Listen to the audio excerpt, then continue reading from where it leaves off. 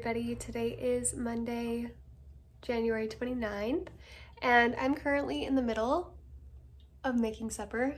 I had some cream in our fridge that we needed to use up, and I did tell Matt that I was gonna make him some Alfredo, and so that is what I am currently working on. I have chicken in the crock pot. I've got sourdough, breadsticks rising behind me, and then once that's done, I'm gonna get started on the sauce. I already have the garlic cut up on that plate. I can't bend my over there. And I was gonna make sourdough noodles, but I decided I would do just sourdough breadsticks and make sourdough noodles a different time, just because save energy. But yeah, I just wanted to talk about like how therapeutic it is to get to bake and cook as someone who struggles physically to be able to eat food. I feel like sometimes when I'm like posting on here all these things that I'm making and like on my Instagram all of the foods and stuff that I'm making, it's easy to assume, oh, she's doing pretty good, like she's able to eat those things, that's great. It's like, okay, I'm only able to eat like a very small portion of what I'm making. Most of it is something that I make for my husband or make for church groups that my husband and I attend. And oftentimes when I do, I do eat the things that I make because they're delicious. I wouldn't make them otherwise.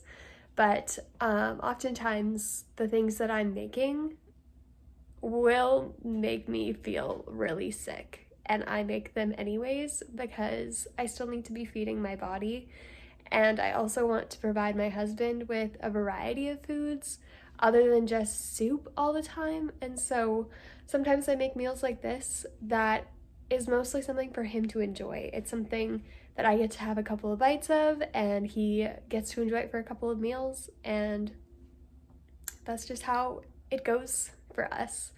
I feel like I've had a really hard time explaining exactly what my food struggle is because I am able to eat a little bit, but that little bit causes me a ton of pain. Absolute agony, and it's so hard. We're trying to figure it out, but we just have hit a dead end, and so I'm going to continue to bake and cook as I'm able to, and enjoy that as my version of therapy because it brings me so much joy to be able to cook and bake and to see the joy on other people's faces when they eat the things that I make. So I'm gonna go and bless my husband with some sourdough breadsticks and fettuccine alfredo, all from scratch.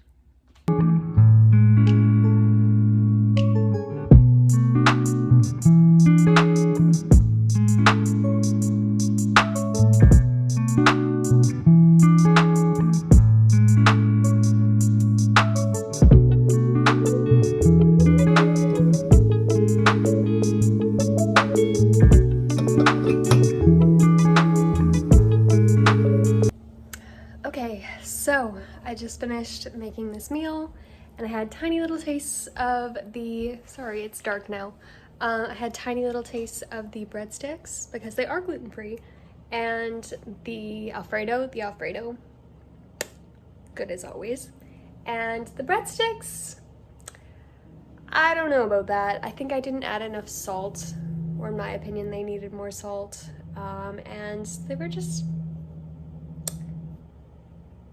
they were what you would expect out of gluten-free bread, and not in a good way. And so I don't think I would make this recipe again, because the thing was, the recipe said that to add a certain amount of water and flour. First off, it was way too much water. I think it flooded the starter is what happened. And second, because it asked for so much water, it needed so much flour. Like I literally had to put about 6 cups of flour to get this dough to not be so sticky. So, definitely needs some work, but that's okay. We'll figure it out. I'm gonna go lie down before I pass out. Good afternoon, everybody. Today is January 31st, which is Wednesday, and my brain and body feel so confused because where I'm from, we typically have like -40, -50 degree weather in January and February, and then in March is kind of when it starts to like melt and snow and melt and snow. You guys, it's +7 outside today, and it's been in the pluses all week. Everything is melting. It's like, it literally feels like March. I'm not complaining, but like, I'm just like, ugh, I wish it was March. But anyways, I'm currently sitting here, just got home from doing work stuff. Sorry, this is so shaky. And I am on day 1 of prepping for the CT. So I am sitting here drinking just some plain broth. And I also got more Propel. I got the strawberry kiwi flavor, so we'll see how that one is. But I am so dreading, I dropped my spoon. I am dreading this test, and I can't wait for it to be over. I'll check in with you guys later. Good morning, everybody. Today is Thursday, February 1st, and I'm on day 2 of clear liquids only. And so I just finished drinking a little bit of broth, and now I was just making myself a cup of tea because I'm already so tired of broth and Propel.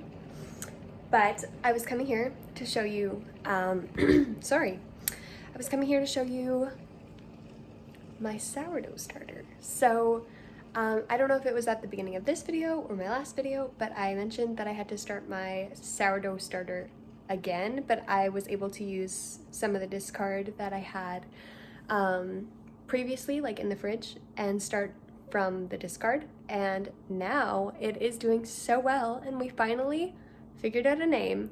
His name is Prince Rupert. So that is my sourdough starter. Now I'll show you. So that's my starter, doing super duper well. And I'm just gonna feed it this morning, and I think I'm ready to start trying to make sourdough bread. But even with gluten-free starter, a lot of recipes do still call for yeast or psyllium husk, just so that it doesn't end up so dense. And so I did end up finding a gluten-free yeast that I am going to try. The reason why I haven't baked bread previously is because I was scared of using yeast, because the yeast in in the stores that they stock here, I wasn't tolerating because they didn't have a gluten-free label on there. And so I think that maybe there was some cross-contamination in the factory or something like that. And so I wasn't tolerating it, and that made me afraid to try yeast. And also people that I was making it for also weren't tolerating it from the same yeast.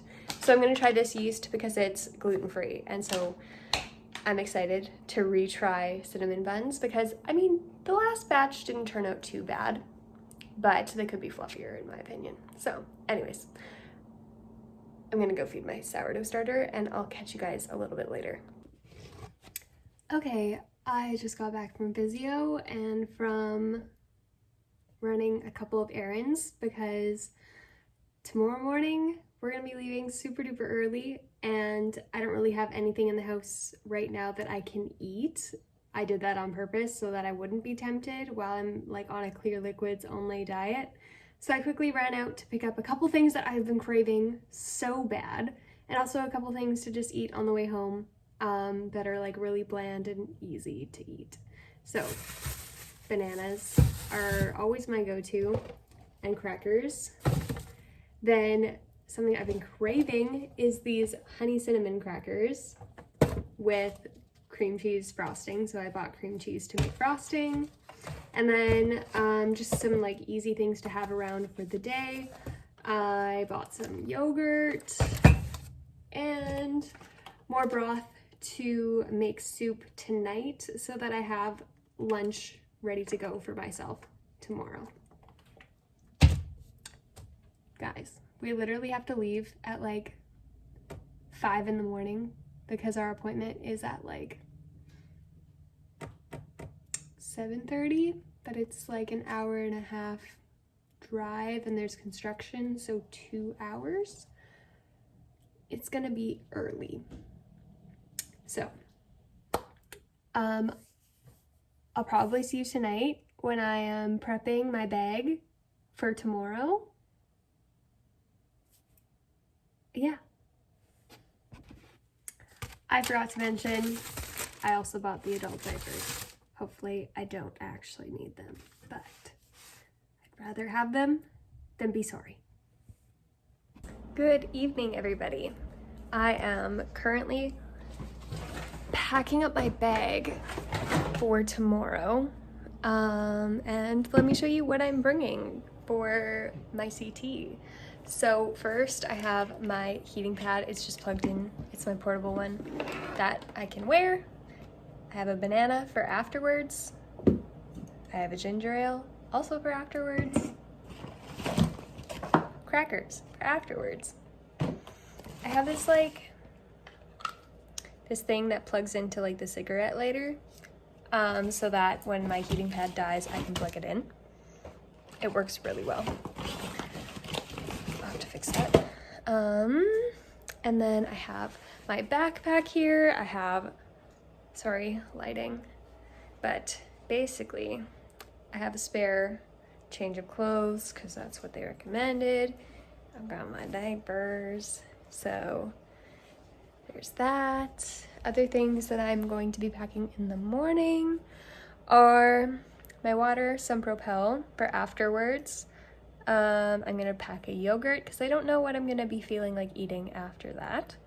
And I need to bring my POTS medication. I already mentioned, but we have to leave here by like 5 a.m. and I don't really want to take my POTS medication at 5 in the morning. So I plan to just take it after the CT is done.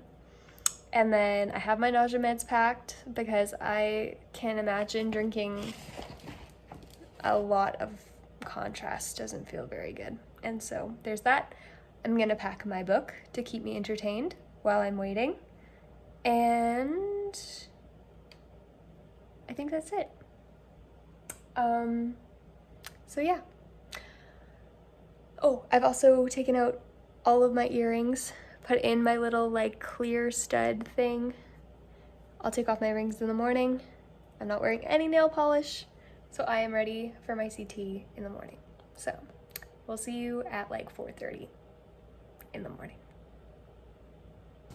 Good morning, people. It is Friday, February 2nd, and we are just getting ourselves ready to head out the door. Just getting some gas. It's super foggy out, so we're giving ourselves a little extra time to get to the hospital that we're having the test at. I'm tired and nervous, and my diaphragm hurts really bad. So that's it.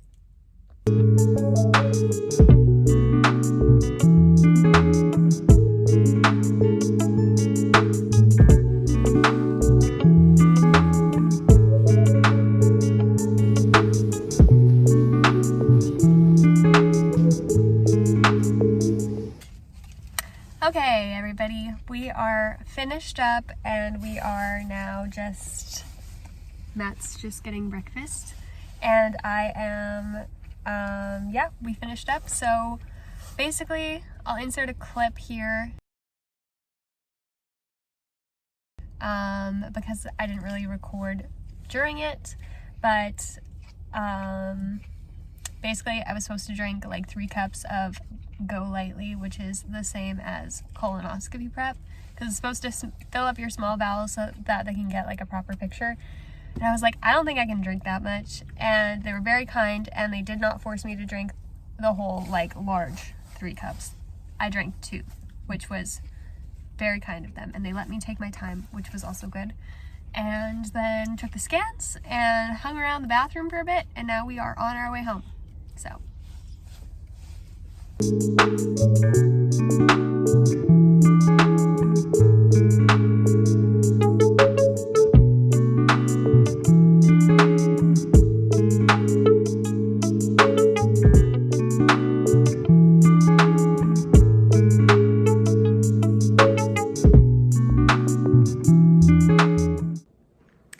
We are home now. We've been home for a little bit, and I'm just popping in to close out the video. I should only get the results like next week, but I don't know when my GI will be calling me with the results, and so the results might be in the next video or they might not be. So don't forget to give this video a like. Thank you so much to everybody who has been praying and walking with me on this journey. And if you would like to continue to walk with me on this journey, then you should hit that subscribe button, and I'll see you next week. Bye!